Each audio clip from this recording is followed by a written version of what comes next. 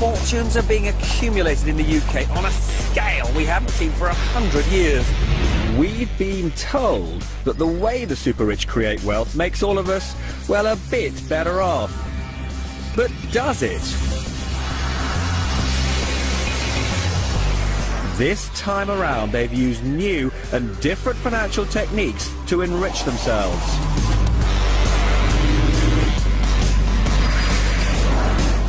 And right now, they're the big winners, and we seem to be the losers.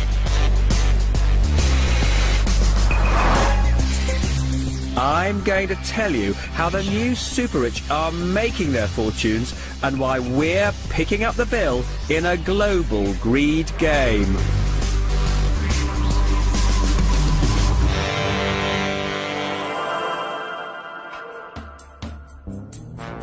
In the past few years, the City of London, financial services, have contributed a third of all our economic growth. London is the capital of capital.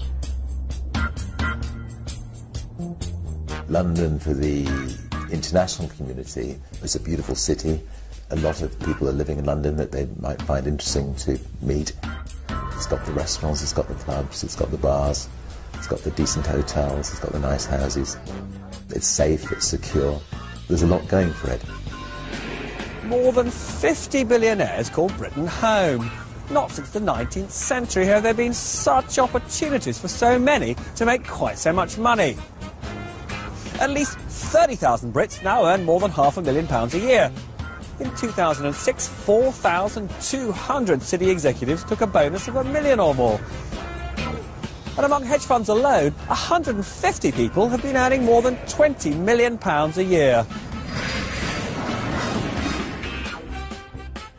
The only other period we have seen similar accumulation was during the Industrial Revolution in the Victorian age, when the whole raft of Victorian industrialists made massive fortunes very quickly. But even that was over a period of 40 or 50 years.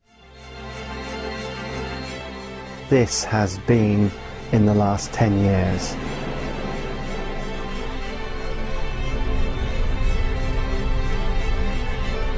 When you're coming here with several £billion, you travel around in armoured limos guarded by people who look after you. The idea of the congestion charge is wonderful to you because it clears the roads of the riffraff.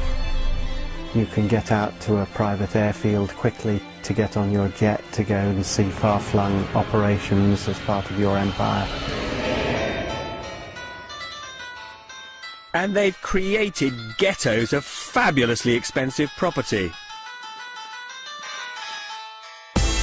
This house in North London recently sold for £50 million. The new owner will be spending probably another up to £30 million creating what will probably be the most desirable house in the world. And just outside London is this brand new 26-bedroom mansion. It's on the market now for over £70 million, but it's the running costs of over £1 million a year that means only proper billionaires need bother to view it. Even so, the developer, Leslie Allen Verco, tried his best with me. So this is a private swimming pool, is it simply for the owner of the house? Unless, of course, the owner of the house wants to allow people to use it. The ensuite swimming pool.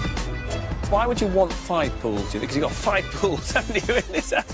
What family needs 5 pools? You genuinely need to like swimming. This bathroom area is about 800 square feet. Putting it into perspective is about the size of the average 2-bedroom flat in London. That's just for your towels, that room, is it? I feel rather disappointed I haven't got one of those.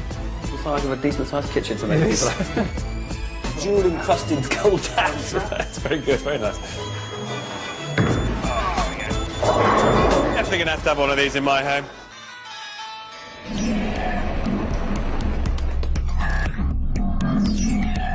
So how have all these people become super rich in such a short time? Unlike the past, it's not been about finding new resources or exploiting new technology. The answer lies in how they've conjured with money itself.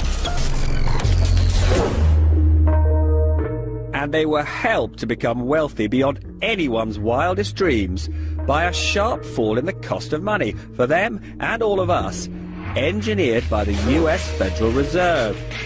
It sets interest rates for America and, in a way, for the world.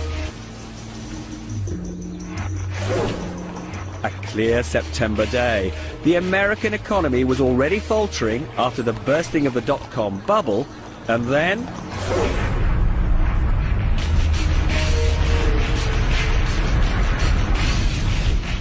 the world's most powerful central banker, Alan Greenspan, feared the terrorist outrage would further undermine the confidence of businesses and consumers, so he kept interest rates unusually low. American interest rates were tonight cut by 0.5%. The Federal Reserve base rate now stands at just 1.25%, the lowest for 41 years. After the bursting of the dot-com bubble and 9/11, Greenspan slashed rates to just 1%. And the supply of credit soared because the great exporting nations, such as Japan, China and those of the Middle East, were generating vast surpluses and lent much of their cash to us in the West.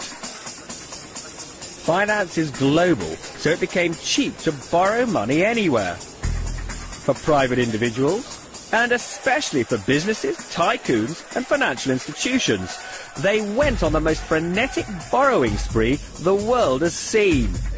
With so much money sloshing around, the price of assets, from paintings to houses to entire companies, soared. £65,000. So people borrowed more against the inflated value of their assets. The valuation of property, the valuation of shares, art, jewellery, etc., was soaring, and the central banks on the whole said, this is not our business. We don't manage assets. We only manage price inflation. With markets rising, borrowing vast sums for investment was the route to magnificent fortunes. It's what bankers call using leverage. Leverage is simply borrowing to invest. You're not investing your own money, or you're investing part of your own money, but you borrow to invest more. So that's leverage is borrowing to invest. When we borrow for a mortgage, we're leveraging. As simple as that. The power of leverage to multiply profits is a common experience for millions of us who borrow to buy a house. If you put down a £10,000 deposit when buying a £100,000 home and borrow the other £90,000, and that house then rises in value to, say, £110,000, well, your £10,000 doubles to £20,000. You make 100% profit. That's the magic of using the bank's money to finance most of the purchase. And in a rising market, the more you borrow, the greater your profits. The level of debt that became available for deals became very, very high. And what was really uncomfortable was that not only was it a high level of debt, but every passing month you could get more and more debt. With debt so cheap, deal makers were borrowing mind-boggling amounts to invest in financial markets, in property and in commodities, or to buy entire companies. Banks were willing to lend on multiples that they'd never known before. The past 5-6 years have been unprecedented in terms of cheap debt, quite frankly. And have we benefited from that? Absolutely. You know, I would rather be lucky than clever every time. So we'll take every bit of luck that's going our way. And for Tom Hunter, Britain was a pretty good place to be, because since 1997, Labour has tried to make the United Kingdom a land fit for the new super-rich. Well, I think, first of all, you've got to thank your lucky stars if you are an economy which has the vibrant and successful industries to a disproportionate degree, because that is generating wealth that you can do something with. So it's better to have the wealth generated that you can do something with than not have the wealth generated at all. There was a time, however, when our Prime Minister was explicitly hostile to the idea that tax rules should favour the super-rich. The Chancellor and the Labour Treasury will not permit tax release to millionaires in offshore havens.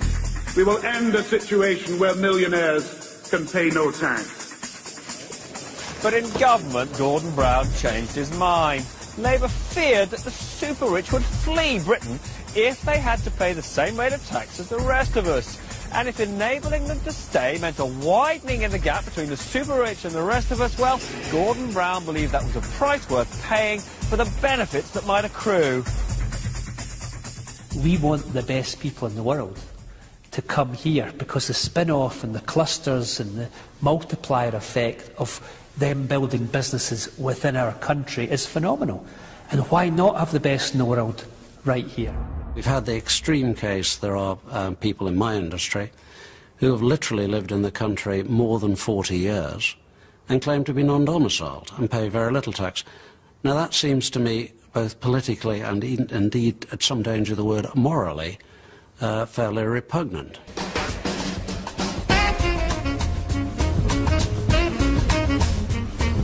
Even some of the super-rich began to question whether it's fair that they should be taxed at lower rates than their servants.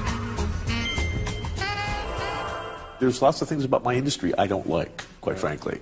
But I think that, broadly speaking, and I'm speaking personally now, not for my industry, the concept that hedge fund managers pay a lower tax rate on earned income than, maids that clean their office, I think is just palpably absurd. By the start of the 21st century, these two factors, the power of leverage and low taxes for enterprise, gave birth to a new set of business superpowers. Among them are the private equity firms who borrow huge sums of money to buy whole companies. Private equity has demonstrated that if you go into situations in the company sector with clarity of purpose, strong drive, determination, a readiness to pay people incentives to do the difficult things, you can make big returns. And again, you make big returns, particularly when there's lots of cheap money around the place. And the fact that their success was over-amplified and magnified by the macroeconomic environment they were operating in, which made them very lucky, and I suspect made some of the rest of us rather jealous. Some of Britain's best-known businesses have been taken over and sold on by private equity for billions in profits. They include the AA, Saga, Homebase and Travelodge. The technique used by private equity of buying companies with borrowed money is also employed by Philip Green. He owns much of the British High Street. I think we probably own about 12. Dorothy Perkins, Topshop, Burton, Wallace, Topman, VHS. That's a nice piece of real estate, isn't it? We actually own that. It's probably worth in excess of 200 million. Sir Philip and his family pocketed a £1.2 billion dividend in 2005, the equivalent of the pay of 54,000 British workers on average earnings. And there was no tax to pay on it here because it was received by his tax-exile wife, Lady Green.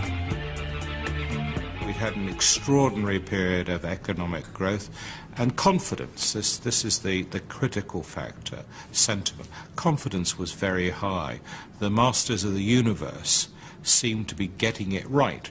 They had been producing extraordinarily high profits, great returns from their private equity funds.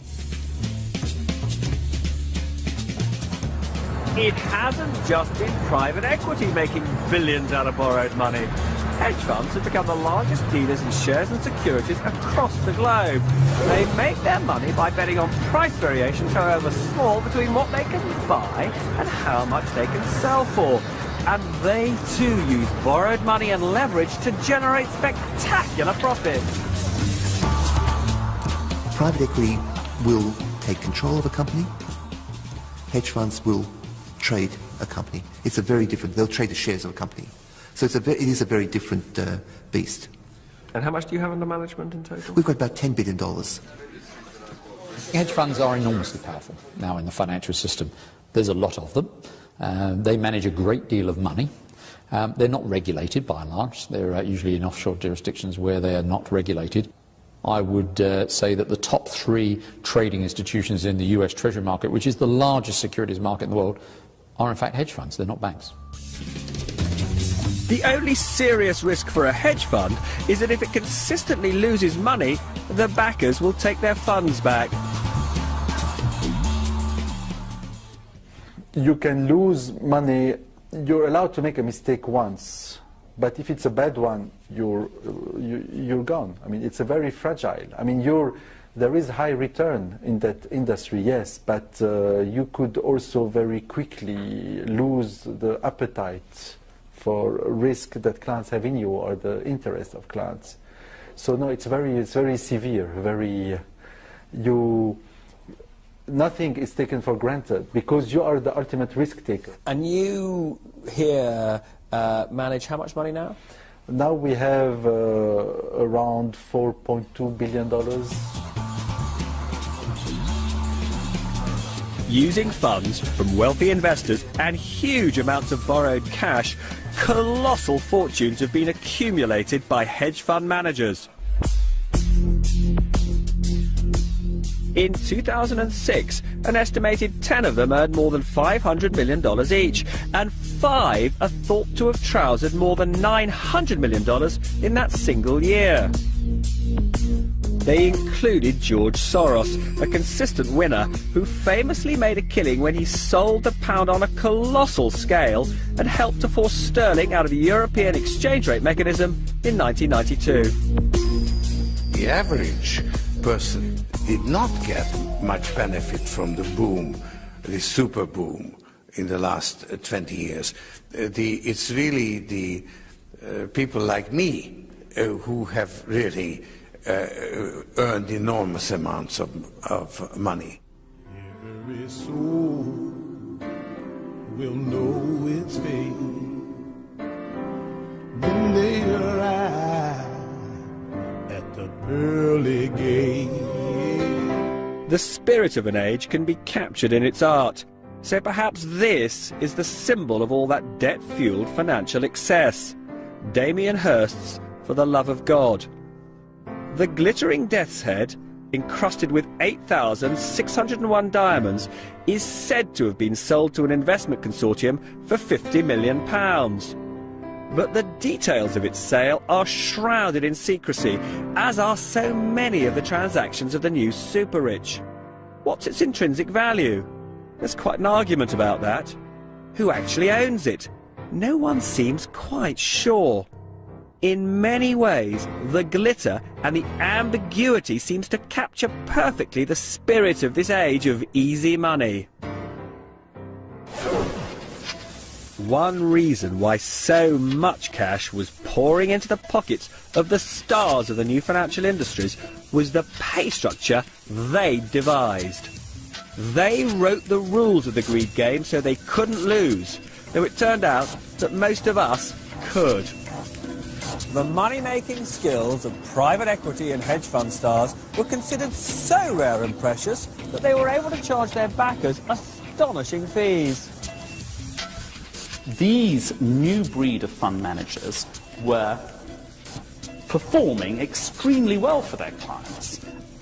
So if you gave them £1 billion, and if they turned it into £2 billion, that's £1 billion profit. They'd take 20% of that as a success fee. The tradition had been to take 0.5% a year of the backer's money for managing it. But private equity and hedge funds charge much more.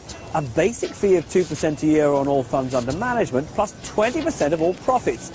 This was jackpot capitalism. So long as that remuneration structure persists, so it's an asymmetric bet, it's a one-way bet.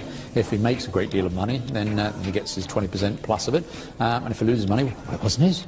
And I think once you've got that, and that leads to earnings in some cases of literally hundreds of millions of dollars in the hands of individuals, they're unlikely to change. If you'd got a deal that you did for $1 billion, sold for $1.5 billion, made $500 million, you'd get a 20% carried interest on that, $100 million.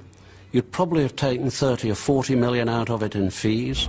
The reason private equity charges what are considered to be high levels of fees is there are relatively few people in the private equity world, and there are relatively few new entrants into that world. It's quite a rare combination of skills, and the results, the financial results that the industry is able to deliver to its investors means that the investors are continuing to pay those fees. Not only were the rewards massive, but the bet was one way. Using borrowed money meant taking 20% of the gains, but leaving all the losses for the original investor. And what began to motivate many wasn't pretty. Do you think greed got the better of some people in that period? Well, I don't know that it was greed. I think it might have been enthusiasm. I think in every cycle, it always works the same. People who are doing something keep doing more and more of it. They lose a little of their grounding in terms of the amount of risk that they're taking.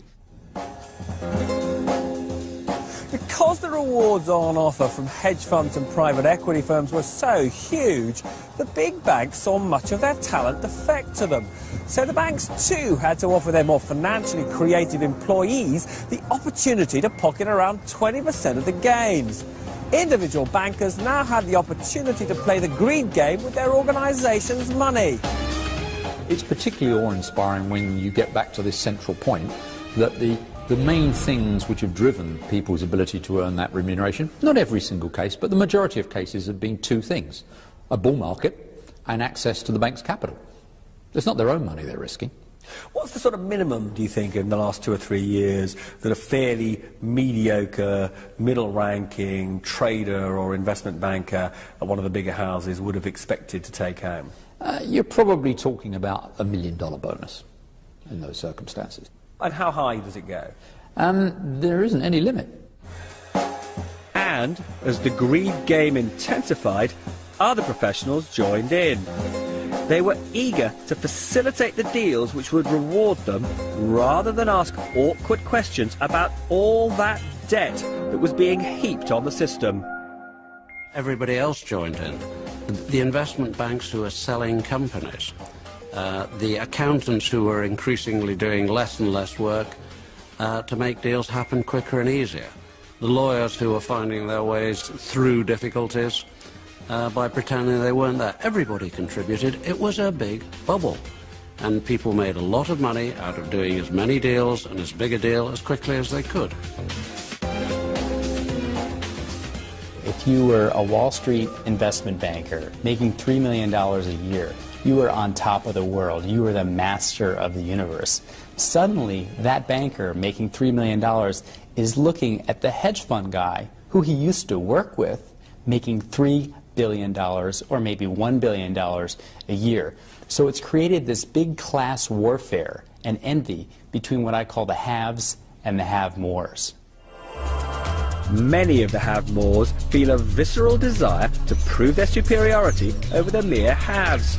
So there's quite an industry catering to their needs for those little extras.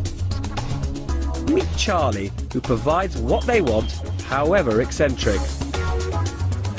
Do people typically use you for stuff they want for themselves or as a present? Oh, it varies. One of the members, for his little son, asked for one of the Premiership footballers to play with his son in his back garden, which... You were able to arrange that? We were able to arrange that. A specific Premiership footballer? Yes. And you were able to arrange that? We were able to arrange that. It was beautiful. Are you looking more for brown or black? There's no price on it, which is plainly the sign of a good bag. What are you thinking of? That's £8,500. I would have thought on my BBC salary that's more than affordable.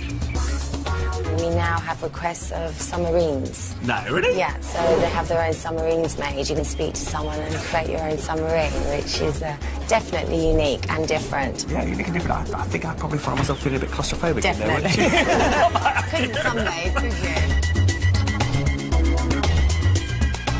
you? One of our members called last week asking for a jet fighter for her garden. Well, she wanted a jet fighter just in her garden? In her garden. As an ornament? Yes, that's all she wanted. Why? I don't know why. We don't ask. We just say, of course, madam. We have to come up with more and more extraordinary experiences, whether it be living with a tribe in the Sahara for 6 weeks, to challenge yourself and your mental state, through to, climbing Everest. We have a Valentine's Day extreme event where you can have supper with your wife or your husband on an iceberg up in the Arctic. To walk onto boats that are, and boats probably isn't a great description of them, vessels, that are larger than most homes that I've been into, that are 200 feet long, that can only go into limited ports because only so many ports can handle them. But to walk into staterooms that frankly you would think you were in the Palace of Versailles or Buckingham Palace or the White House, it is pretty amazing. And every time I walk onto one of these boats and have the opportunity to tour them, it continues to take my breath away. With such a boom in full swing by 2006, it looked like nothing could stand in the way of the players in the greed game. And yet the very methods they used to make all that money contained flaws that would topple them, derail the world's biggest economy, and cause mayhem for the banks on which we all depend. Low interest rates didn't just make it cheap to borrow, they gave little incentive to save. And this had significant consequences for the banks, which needed to raise money to meet the inexhaustible appetite for loans. The first thing is that we had a significant decline in savings rates. So the deposits fell. The banks could not necessarily provide all the funding for the products they got demand for simply from deposits. So they had to look for other forms of funding. And one of the forms of funding was to repackage some of the assets they have, sell them onto the market, get cash for that because they're transferring the assets away. And in this way, they have now more cash and they can start lending again. So in America, Wall Street banks started by selling good quality loans to raise money and then looked at what else could be sold. There was this machine that Wall Street created which was really remarkable. And they kept on pressing this technology to the point where they said, well, prime mortgages work. How about we expand this technology to include less creditworthy home buyers? With no income verification, no bank statements, and no tax returns needed. And with this no documentation loan, Greenlight Financial Services gives you the choice. Individuals, often those with the worst of credit histories, were given the opportunity to borrow to own that cherished home. They were known as subprime borrowers, and there were truly frantic attempts to lend to them. The ads would be, literally, just released from prison, never had a job, can't document that you are even a citizen. Please come down. We would like to make a mortgage for you. In Cleveland, Ohio, the mortgage brokers wouldn't let any opportunity to earn a commission slip away. They came out to my job. It was a snowy day, and I was told if I wanted the house, I had to sign then there on the spot. So I just signed hurriedly. I was looking for a place for my children and myself, and it was like either you sign or you don't have a home. So I just signed. My Heavenly Father, the mortgage brokers which supplied subprime loans to the likes of Eleanor Hall didn't keep those loans on their books. The capital for those loans came from banks on Wall Street, and after the loans had been made, they were sold by the banks at a profit to investors who might be thousands of miles away in Europe or Asia. The new model says I make the loan, I package it up, I sell it on to somebody else, it's gone as quickly as possible, and there is no ongoing or continuing involvement or relationship or responsibility on behalf of the lending bank. Every time a mortgage was given, the broker took a commission. Every time those mortgage loans were sold on by the banks that extended the credit, the banks booked a profit. And because the banks had sold the risk of that loan going bad to someone else, there was little proper incentive to impose proper checks that the borrowers really had the means to repay their debts. subprime, you go from 4 times income to 8 times income. You go from checking the incomes to not checking the income, from doing proper valuations to using Google Earth and postcodes to value houses, which was done. So everything was driven far too far. Do you own a house? Are you looking for lower mortgage payments? Yeah, who can help me with that? Cal can. There was a torrent of cash for subprime loans thanks to a banking breakthrough called structured finance, which turned risky loans into supposedly safe investments. This is how it works. Here are 3 risky subprime borrowers. And over here are 3 investors who buy investments created from their mortgages. One investor loves risk, one likes a bit of risk, and another hates taking risks and wouldn't normally lend to a subprime borrower. Now here's the great innovation known as structured finance, which persuades the low-risk investor, who controls billions, to lend to our subprime borrowers. I'm a clever banker, well, let's pretend, and I'll mix these 3 mortgage loans together and create 3 new investment opportunities. To Mr. No Risk, the pension fund manager, I promise that he'll get first dibs on whatever cash is received from these 3 borrowers. And because he's getting first dibs on the cash, he thinks the money he's investing or lending is as safe as can be. To Mr. Medium Risk, the investment banker, I promise that he'll get the second bite. And the lover of risk, who runs a hedge fund, she'll get whatever's left over. In the unlikely event all my borrowers pay on time, the 3 investors all do very nicely. If one borrower gets into difficulties, well, we sort of assumed that would happen, and my investors are still pretty happy. But if none of them pay, then they're all facing losses and are pretty upset, especially Mr. No Risk.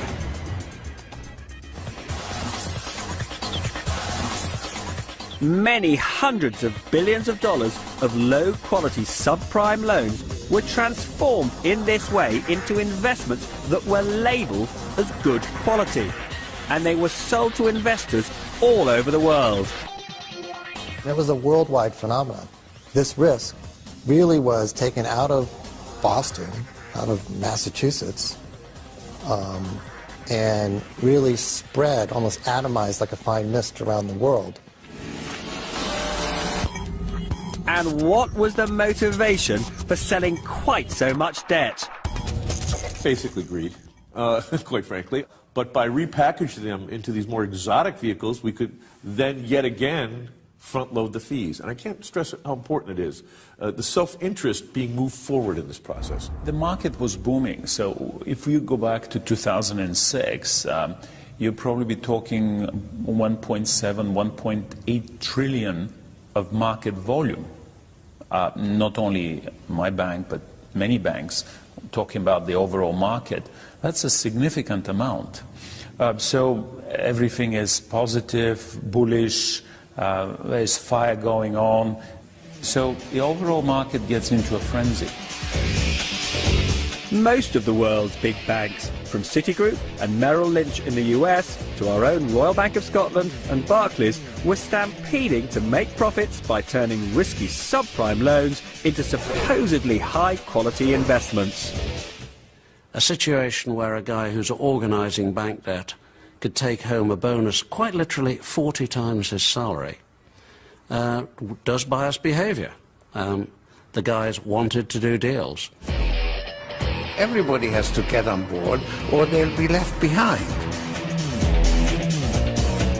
They couldn't refuse to play because if they did, they wouldn't have been bankers. The banks would have lost clients and so on. The markets can't help. They have to go to excesses of euphoria and despair. But the quality of the investments was not what the bankers thought it was, because more of the borrowers defaulted than they expected. You guys ready? Let's start this. Get this eviction on a roll here.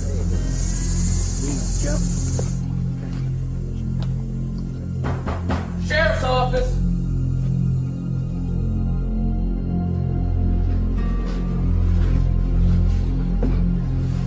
started, we were getting about 12 evictions a week. Now we're getting 90. Just goes to show you that neighbors are, you know, going through the same sort of problems within weeks of each other, literally. Subprime borrowers had been lured into taking on their mortgages by special low teaser rates, with neither borrower nor lender worrying enough about what would happen when the low rates came to an end. And when rates rose, well, for many, default was inevitable.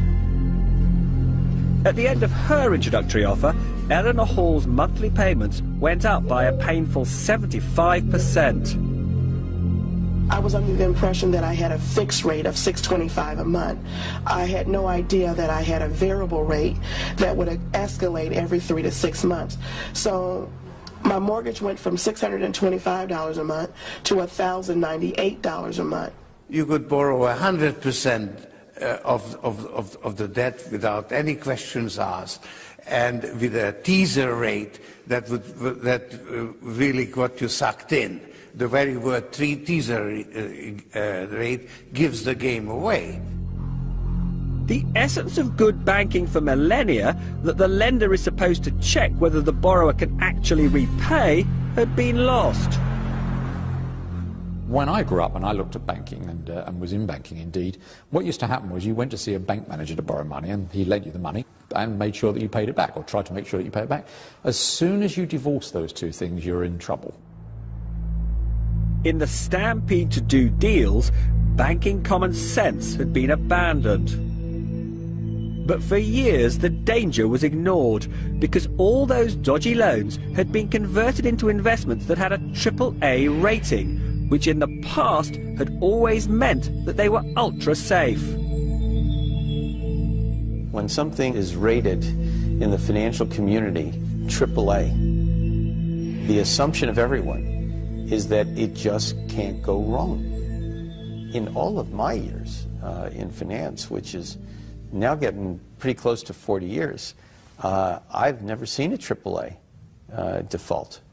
AAAs don't default. AAAs are like Exxon and Royal Dutch Shell. There are very few AAAs, and they do not default. But just how impartial were the agencies that awarded these AAA ratings? After all, they were paid by the banks which wanted to sell the investments as AAA. None of us would hide the fact that we are paid by the issuers of the bonds, and that does create a potential conflict of interest. What we would point out, though, is that we have a number of ways of managing that conflict to ensure the integrity of the work that we do. But when giving the AAA rating, the agencies didn't actually go back to the subprime borrowers and check that they'd be able to repay their loans. We do not do underlying due diligence. We do rely on information that's given to us. The investor community was aware of that, or should have been aware of that, because it's public fact. Eventually, the simplest and oldest financial logic would reassert itself. The thing people forget about borrowing money is you've got to pay it back. That's a golden rule that I learned at my father's apron. And someday the bank's going to come and say, can I have my money back? And then you say, oh well, it's in this house, which isn't quite valued what I paid for it, and therefore I need to sell it, and therefore, you know, it all unhinges. The bankers and rating agencies had been too clever for their own good. They based their AAA ratings on historical data. They looked at how many subprime loans had gone bad when the market was tiny and used that information to calculate how many would default as the market grew and grew and grew. It turned out to be a catastrophic error. The red light was November 06, a bit more than a year ago, when what you call the first pay default, a very important figure, i.e. people who have borrowed and at their first payment, 6 months after borrowing, are not paying the first interest. That's pretty significant.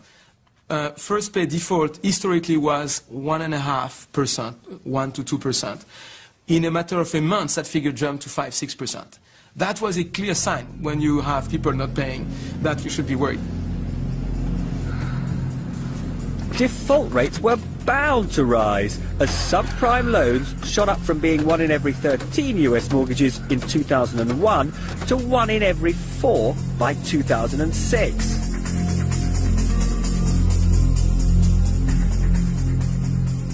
I received this notice the beginning of September. It was plastered to my door. It was bad enough, it broke me down, but I had to do everything to keep my children in control because I really didn't want them to know what was actually being done. Eleanor Hall, like thousands of others, can't pay and has been made homeless. I don't ever see myself owning another home. I just don't see it. I don't trust. I'm always looking over my shoulder. People I thought had my best interest, they was only out for $1. Here's what really shocked the bankers. Subprime loans were going bad faster than any other kind of loan, in a wholly unprecedented way.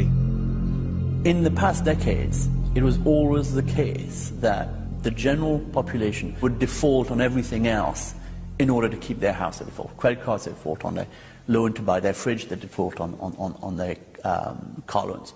And then finally they would default on their mortgage. They're keeping their credit card current and they're defaulting on their mortgage first. This has never been seen before. When the scale of losses from subprime loans could no longer be ignored, the holders of all those AAA investments made out of subprime loans had a horrible awakening. In August 2007, a big French bank, BNP Paribas, sparked a global financial panic when it announced that it couldn't value its holdings of investments created from subprime loans. When BNP came out with that, this was a moment of saying, it's time to go home. Children, the party's over now. Banks became reluctant to lend to each other because they weren't sure which of them were holding the subprime poison and whether they would ever get their money back. The multi-trillion-dollar money markets that underpin the global economy seized up. The speed at which it happened, the way in which financial institutions just, withdrew from the market because they were worried, I think that was unprecedented. And it surprised politicians, it surprised regulators, and certainly surprised the banks.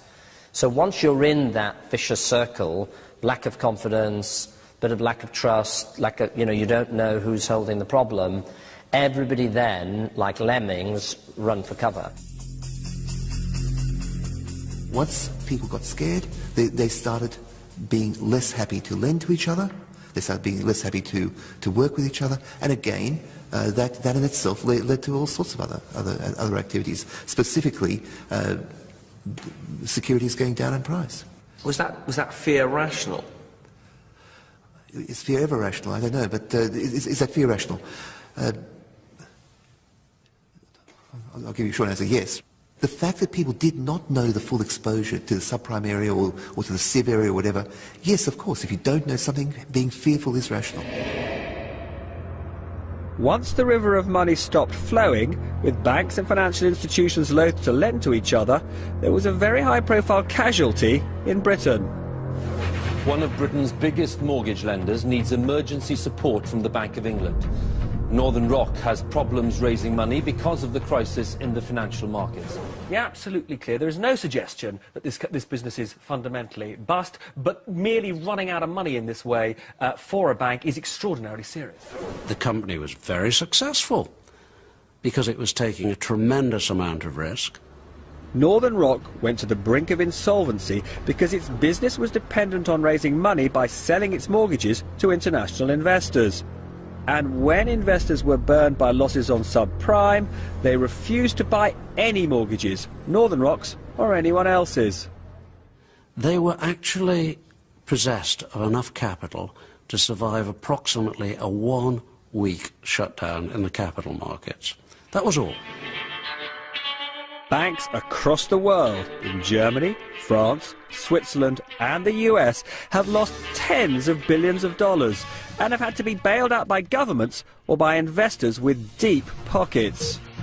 The Swiss bank UBS says it suffered much bigger losses than anticipated because of its exposure to the subprime mortgage market in the United States. And today, Barclays said it had written off £1.6 billion of risky investments related to US mortgages. The global credit crisis has deepened, with America's fifth largest investment bank asking for emergency funding. Bear Stearns, which has been hit by the US housing market slump, has been bailed out by another bank and the Federal Reserve.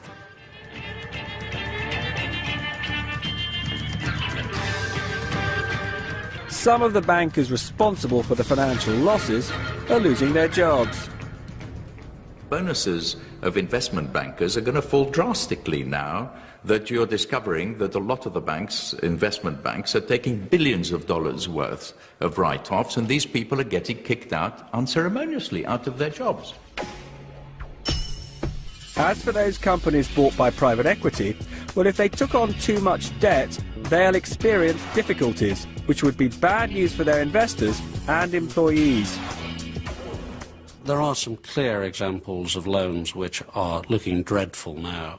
Some of the leveraged buyouts done at Fatface, the retailer, Countrywide, the estate agent. The loans on those companies are being dealt with regularly now at discounts of a quarter or more to their face value. So clearly there are some bad loans out there. But many of the super rich who helped create this unsustainable boom are sitting pretty. There are a lot of people who have made enormous amounts of money, created great mayhem, and I'm afraid they're not going to get hurt greatly by what's happening now. There is, I understand at the moment, for example, quite a shortage of high-end hotel rooms in the Caribbean, Mauritius and similar places, because these people have got nothing to do at the moment and lots of money. Having trousered so much, the super rich apparently have a problem many of us would love. Very top-end people are very liquid, have made a lot of money in the last 10 years. In fact, probably find it quite difficult to spend the money they've earned. And that's why companies like us, I think, are very successful, because we help them spend their money.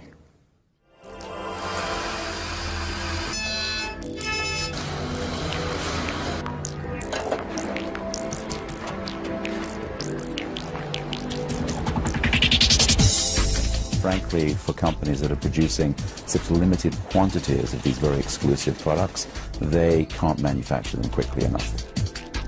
There's a new Rolls-Royce, the drop-head coupe, that was launched last year. If you were to walk into your Rolls-Royce dealer today, if you were lucky, you would maybe get one in 2 years. They continue to indulge in their passions, and I don't see that changing anytime soon.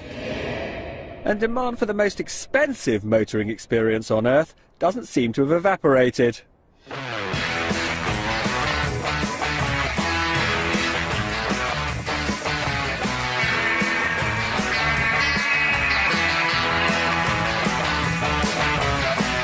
The car is not only the most expensive and fastest car on the planet, but it's also one of the most usable cars.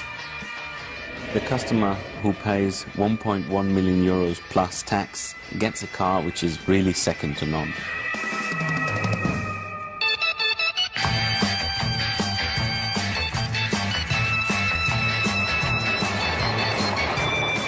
The British have been the best European market, and they still are the best European market.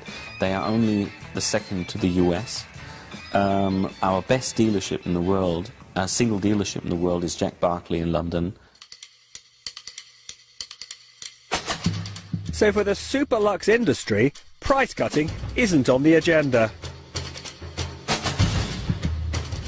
The $1 million watch cannot be affected by no price. That's the extreme. The extreme is safe. At the 1 billion, there will always be demand for $1 million watch. That is for sure. And if you want to build a new watch brand and you want to go safe, start with 1 million, your first price. Then you are safe.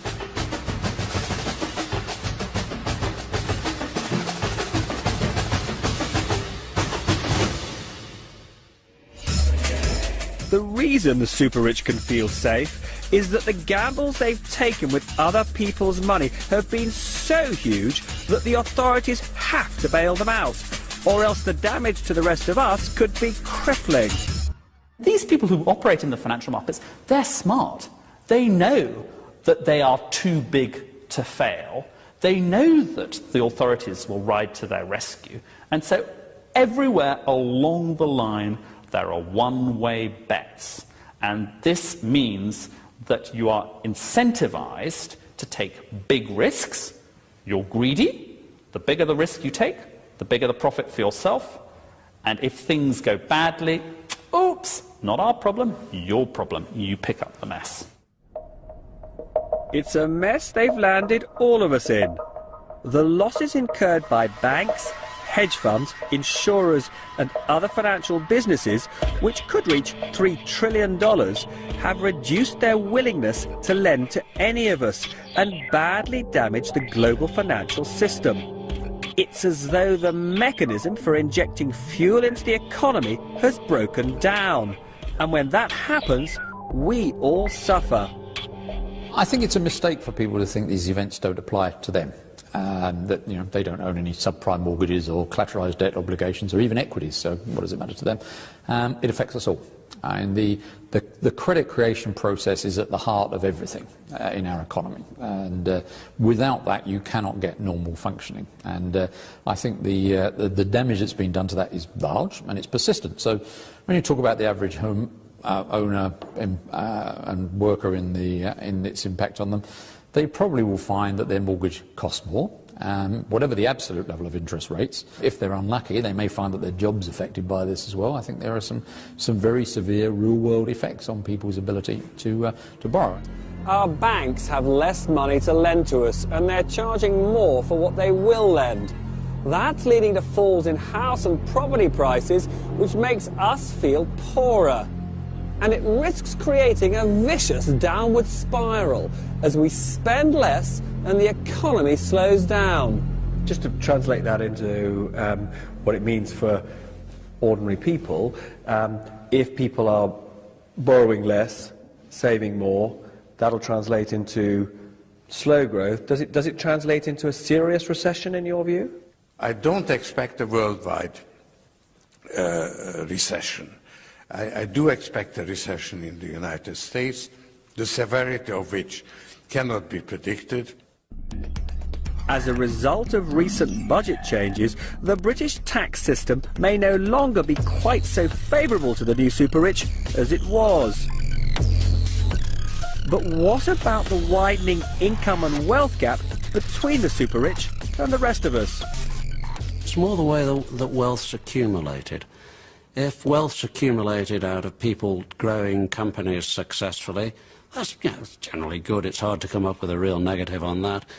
If, on the other hand, it's some guy who's made all of his money out of making 2 or 3 huge financial bets, then the social implications are much wider, because those bets will go wrong as well as right, and when they go wrong, there will be a lot of victims other than the guy. So there's a social and political issue there. So the guy who's made $100 million out of being the promoter of over-leveraged structures, that's a political issue. He's caused a lot of damage and he's got very rich. I think an economy which is characterized by extremes of wealth is not a secure and safe economy, any more than one economy versus another economy. Extremes of wealth and income give rise, I think, to very serious moral risks. That might not matter if we could be confident that lessons are being learned from the crisis. But what we see is that America's central bank, the Federal Reserve, is once again slashing interest rates and pumping cash into the system. Now, didn't that start the whole poisonous process? You have a boom-bust process similar to many that we have had in the last decades. But it's also the end of a super boom that has lasted since the end of the Second World War. From time to time, the markets don't correct themselves, you have a crisis.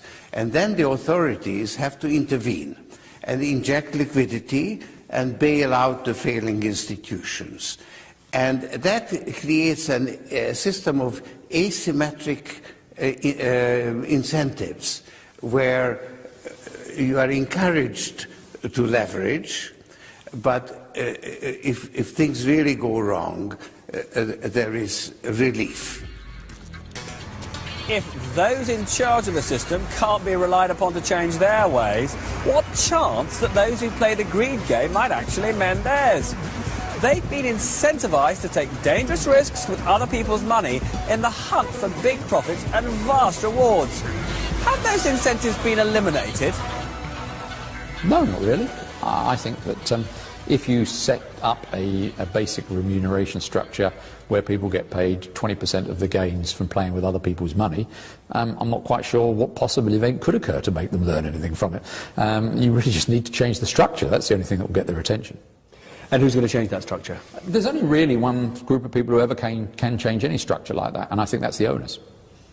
This is a matter of so long as people are willing to be shareholders in banks where traders are allowed to play with the bank's capital and walk off with 20 or 30% of the gains on it and none of the losses, and where people are willing to invest in private equity and hedge funds and allow the same thing to occur, it will occur. If you're a hedge fund or a private equity firm, there are fantastic opportunities to profit from the turmoil. A number of hedge funds have already made billions from betting that all those subprime investments were overvalued. And some have done very nicely from speculating that the share prices of our leading banks would tumble. As for private equity, well, a recession would be just the most glorious time to buy businesses at knockdown prices. Is this actually a period of tremendous opportunity for a firm like you? Yes, it's going to be a great opportunity. The real golden age comes when you have a mess. You have economies that are on their back, capital inadequate, and when you start buying businesses at that part in the cycle, you inevitably do extremely well unless you're too early. Right now it's a little bit too early, but as you wait and this develops, it'll be a great time to be buying businesses. So there are still plenty of opportunities for the new super rich to increase their fortunes, even though the global financial system is in intensive care and our prosperity is threatened. With the greed game still being played, if we're not going to end up the losers again, the rules will need to be rewritten.